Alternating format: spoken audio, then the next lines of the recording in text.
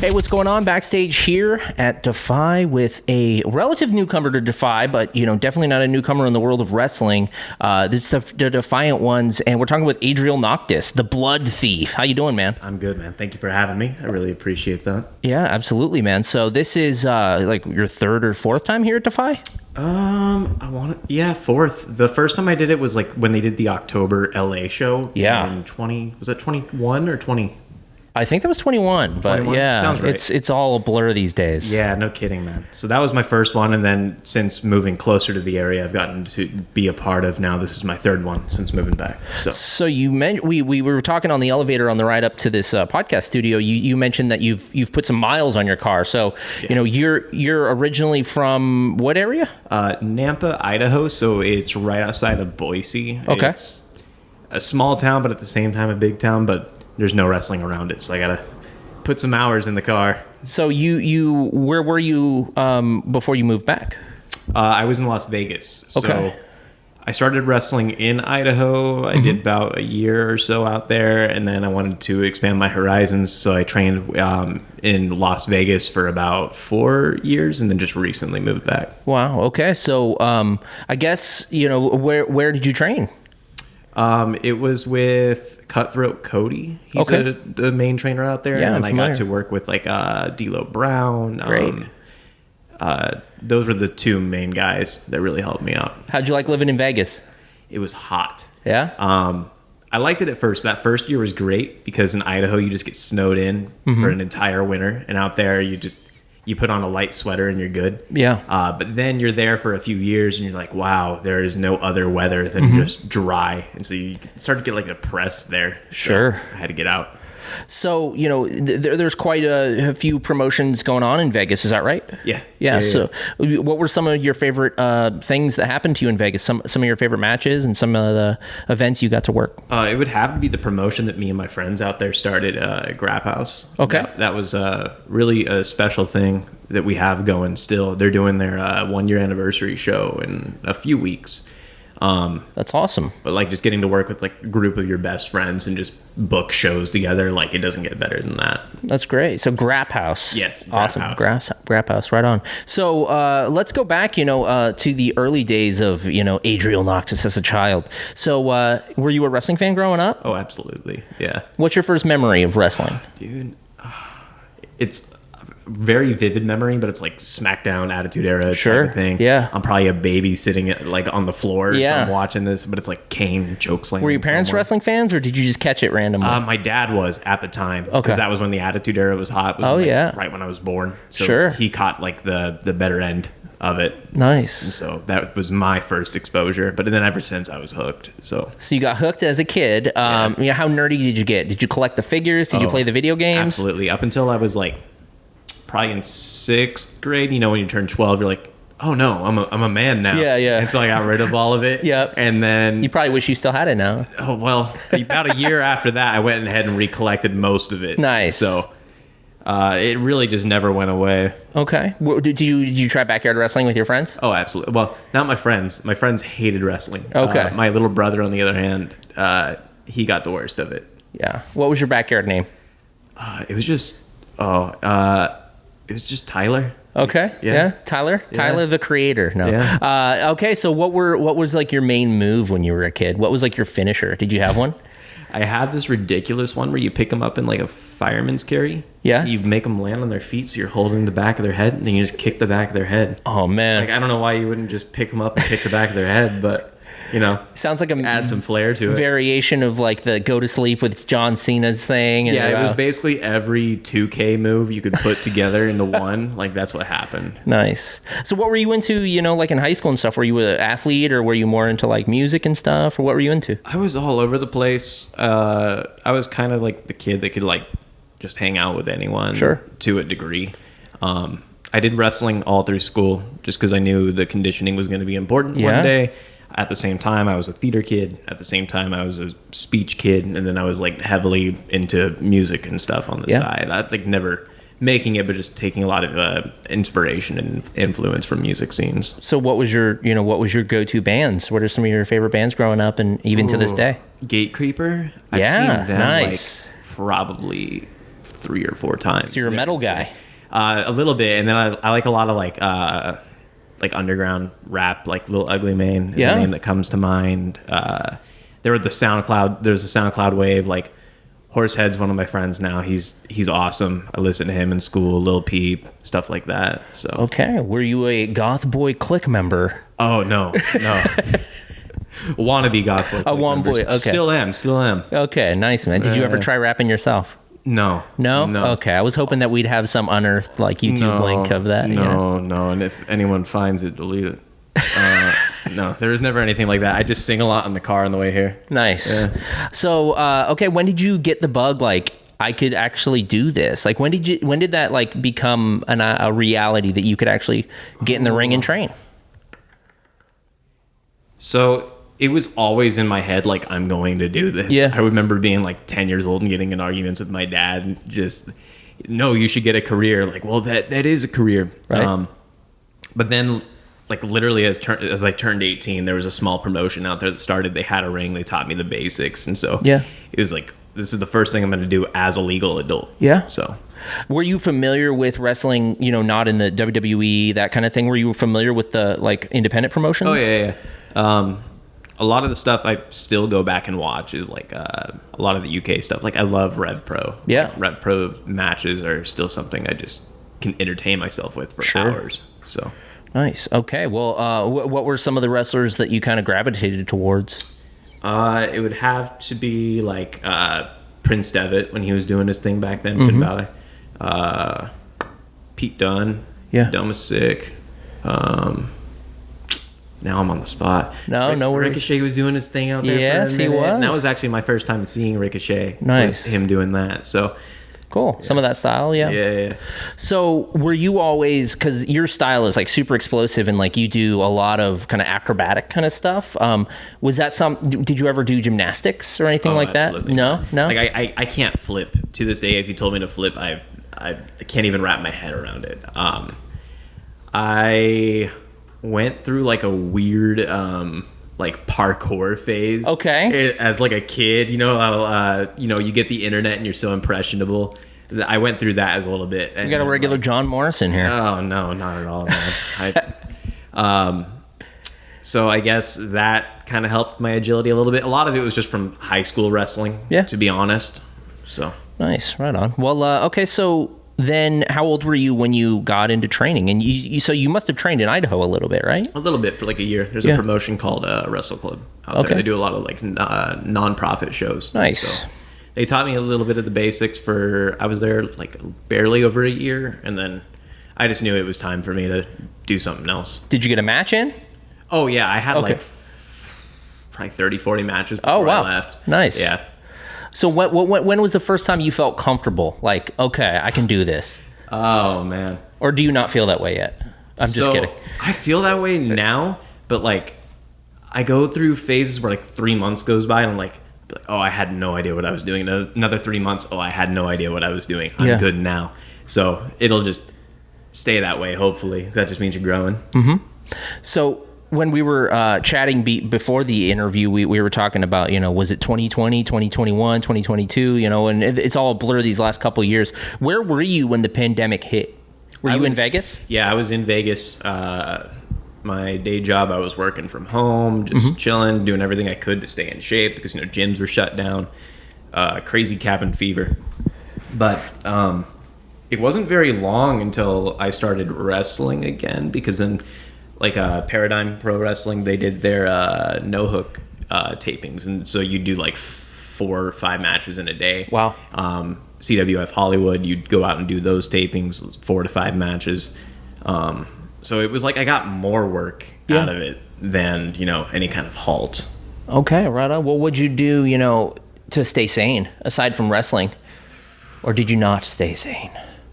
I felt like so just being at home all the time, like around the same people, that was probably the worst part for me. I can only take so much of like the same people every day. Routines bother me. Yeah. So I'd go on like walks and stuff just to clear my head. Lots Same of here. walks. Aimless, long, hour-long, 2-hour-long walks. That there's like a convenience store, 7-Eleven up the road, and they saw a lot of me. I would walk in there, just buy a bottle of water, leave. They knew my name. It was awesome. So this character, Adriel Noctis, the Blood Thief. Where did the Blood Thief moniker come from, man? Explain the Blood Thief. A lot of it's derived from like in vampires. I'm into like. It's like one of my favorite movies of all time is The Lost Boys. Yeah. So I just wanted to take everything I could and then personify that through wrestling somehow, some way. And it's still like an ongoing project. But Blood Thief is basically vampires are power hungry. Mm-hmm. And so beforehand, I was the Lost Cause. That was a moniker I ran with for like 3 years or so. There was a change that happened that allowed me to find my cause. Now I've become the Blood Thief, and then once I decided that I have enough power from there, it'll evolve into something else. And keep escalating. So. Nice, dude. All right, so that's a little freaky. So the vampire lore. What are you well versed in the vampire lore aside from Lost Boys? To a degree. Like one of my favorite topics, like research, is like the Bram Castle. Bram Stoker's Castle. Yeah. Mercy Brown is an interesting one. If you ever look into that, that's like the last documented case of an American vampire, where basically Mercy passed away from a disease that was actually like an epidemic at the time, but they didn't know that, and so like people in the family kept passing away, and then witchcraft type of stuff. They blamed it on her, and then would claim that they would see her during the night and stuff like that, but. I like looking into more of the real life portions of it. As far as like fantasy goes, Lost Boys is as deep as it gets for me. Nice. So. Wow. Okay. Sounds creepy. I like it. So you moved back to Idaho, and that was what, last year or? No, it was just like 3 months ago. Okay. Yeah. So did you just feel like you kind of, you did what you could in Vegas and you wanted to get back up to the Northwest scene? To a degree, yeah. I just wasn't really happy out there. Mm-hmm. I felt myself becoming like complacent, bitter, and just needed to do something about it. So the Pacific Northwest is like a crazy hotbed right now. Yeah. So it only made sense to kind of go back home, have a different life. My upbringing was kind of weird as a kid. So now I get like a different chance at it. Like I live with my family again. Everything's great, man. So couldn't be more thankful for the circumstance. Are you okay with me asking why it was a bit different? It was like just surrounded by like alcoholism, stuff like that, constantly trying to stay away from home, yada, yada.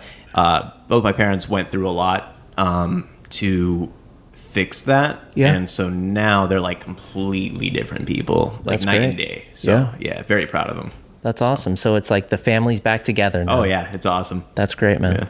Yeah. So how familiar were you with Defy before you first came to wrestle for us, and how did it get on your radar?